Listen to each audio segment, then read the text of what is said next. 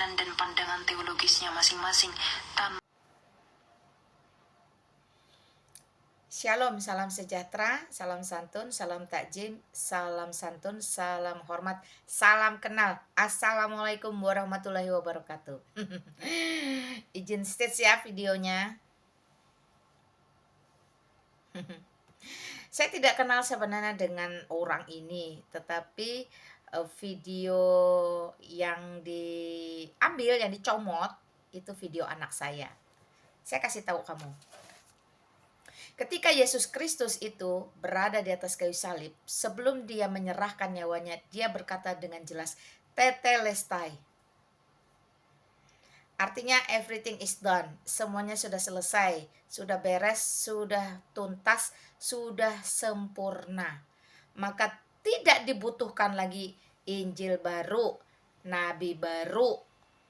Ya, tidak dibutuhkan lagi juru selamat baru. Tidak dibutuhkan lagi Mesias-Mesias baru. Semua yang baru-baru itu tidak dibutuhkan lagi.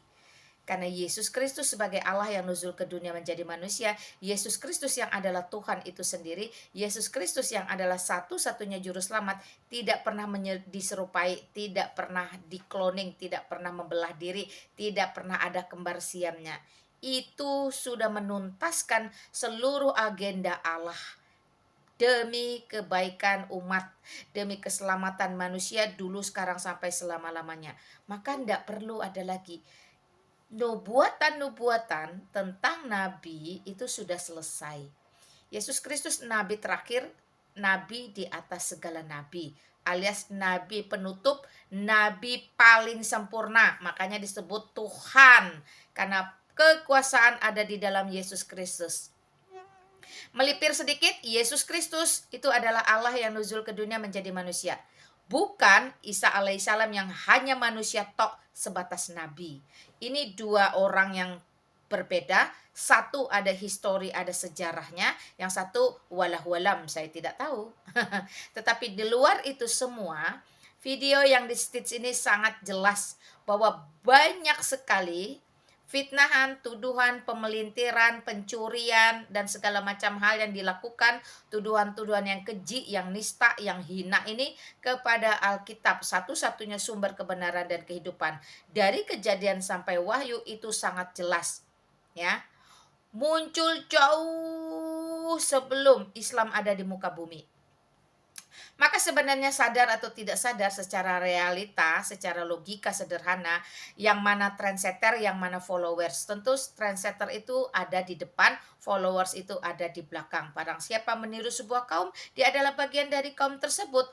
Terkait kata-kata tetelestai, ketika semua sudah selesai di atas kayu salib, maka yang muncul setelah Yesus Kristus naik ke atas surga, itu adalah nabi-nabi palsu, guru-guru palsu, pengajar-pengajar palsu, Injil-Injil palsu, Mesias-Mesias palsu, dan roh-roh palsu. Terkait berita hoax tentang nubuatan dengan kata-kata Muhammad atau Muhammadim, itu pun adalah kebahlulan yang tiada tara. Bagaimana mungkin memaksakan sesuatu yang jelas-jelas tidak diakui oleh dunia, yang jelas-jelas tidak ada sangkut pautnya dengan perkara-perkara yang dicatat oleh Musa, nabi besar dalam kitab Tanakh. Kejadian, Keluaran, Imamat, Bilangan, Ulangan. Bahkan ada seorang yang mengaku guru atau bahasa Arabnya ustadz kalau nggak salah. Seorang ustadz yang mengaku dengan botolnya mengatakan bahwa ada nubuatan tentang seseorang dari kata Muhammad atau Muhammadim di dalam Taurat. Setelah diselidik, punya selidik, ternyata ayat yang dimunculkan itu berasal dari Kidung Agung. Ini satu kedabrusan yang hakiki, kebahlulan yang permanen. Bagaimana mungkin mengimani Taurat tapi tidak mengerti kitab apa saja yang ada di dalam Taurat? Taurat atau Tanakh atau Pentatuk itu hanya terdiri dari Kejadian, Keluaran, Imamat, Bilangan, Ulangan. Sedangkan Kidung Agung itu bukan bagian dari Tanakh, dari Pentatuk atau dari Taurat. Taurat ditulis oleh nabi besar yang bernama Musa, sedangkan Kidung Agung itu tulisan-tulisan yang muncul dari seorang raja besar yaitu Raja Salomo. Nah, kegedabrusan tentang ngototnya orang untuk diakui bahwa ada nubuatan tentang si Mahmad atau Mahmadim yang padahal arti kata itu dalam bahasa aslinya tidak mengarah kepada sebuah nama, namun itu hanya sebuah kata yang bersifat plural. Kata-kata Mahmad atau Mahmadim itu bukan cuma, perhatikan mulut saya, bukan cuma ada di dalam Kidung Agung pasal 5 ayat 16, tapi itu juga dicatat di dalam Yesaya 64 ayat 11. Kamu cek ya bahasa aslinya, ada Yehemia pula salah, Yehezkiel, ada di dalam Yehezkiel pasal 24 ayat 16. Ya, ada di mana lagi? Ada di dalam Ratapan 1 ayat 11 dan ada di dalam 1 Raja-Raja 20 ayat 6. Semua kata-kata Mahmad atau Mahmadim dalam bahasa asli yang ditemukan di dalil-dalil yang saya sampaikan tadi itu merujuk kepada kata benda. Ada roti, ada reruntuhan. Pertanyaannya sekarang, apakah seseorang yang dinubuatkan dengan kata-kata Mahmad atau Mahmadim ini adalah roti, adalah reruntuhan, adalah makanan, adalah kata benda, atau apa yang tertulis di dalam Kidung Agung Putri-putri Sion? Cerdas ya, jangan asal klaim, jangan sotoilogi, coba lebih cerdas, akui sejarah, terima kenyataan fakta realita, bahwa mana yang muncul duluan itu merupakan trendsetter, mana yang muncul belakangan itu merupakan followers. Tapi whatever lah ya, lakum dinukum waliyadin, dinmu urusanmu, dinku urusanku.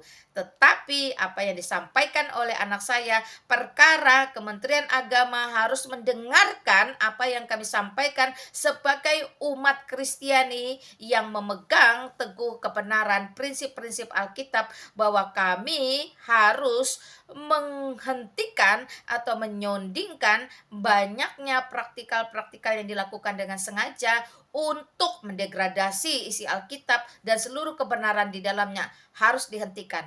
Informasi yang sesat, yang brutal, yang liar dengan masif yang dilakukan secara terus-menerus, jikalau tidak diredam, tidak dibendung, satu masa akan dianggap kebenaran, dan itu sangat merugikan, sangat menyesatkan. Kembali ke hati nurani Anda masing-masing. Betapa pentingnya kejujuran menjadi pondasi terdalam. Jikalau tidak ada kejujuran, maka sampai kapanpun apa yang Anda sampaikan itu tidak bersifat kekal atau hakiki. Karena sumber kebenaran dan kehidupan satu-satunya di muka bumi adalah Alkitab, di mana Alkitab itu merupakan kitab yang ditulis berdasarkan histori, berdasarkan fakta dan realita. Jadi bukan ditulis karena mitos, dongeng, legenda, imajinasi seseorang, fantasi seseorang, atau halusinasi seseorang. No, itu sebab Alkitab valid dan very sempurna. Dulu, sekarang, sampai selama-lamanya, dan relevan bagi seluruh umat manusia yang pernah ada di muka bumi ini, termasuk bagi kamu para polemikus atau para penyesat atau orang-orang yang suka menjadikan Alkitab sebagai komoditi. Perhatikan. Kiranya Yesus Kristus, sumber segala berkat, Tuhan Allah dan juru selamat umat manusia, mengampuni kamu dan memberkati kamu sehingga di usia yang sisa kamu diberi kesempatan untuk bertobat. Ya, karena Markus dicatat, di dalam Markus itu tercatat bahwa bumi akan berlalu, tetapi perkataanku akan tetap tinggal selama-lamanya. Perkataanku adalah perkataan Yesus Kristus sebagai Allah, Tuhan, dan Juru Selamat. Apakah perkataan Yesus Kristus? Perkataan Yesus Kristus itu jelas, ya. Aku adalah jalan dan kebenaran dan hidup. Tidak ada seorang pun yang bisa sampai kepada surga atau kepada Bapa jikalau tidak melalui aku, yaitu Yesus Kristus. Clear sampai di situ? Shalom, salam sejahtera buat kita semua. Wassalamualaikum warahmatullahi wabarakatuh.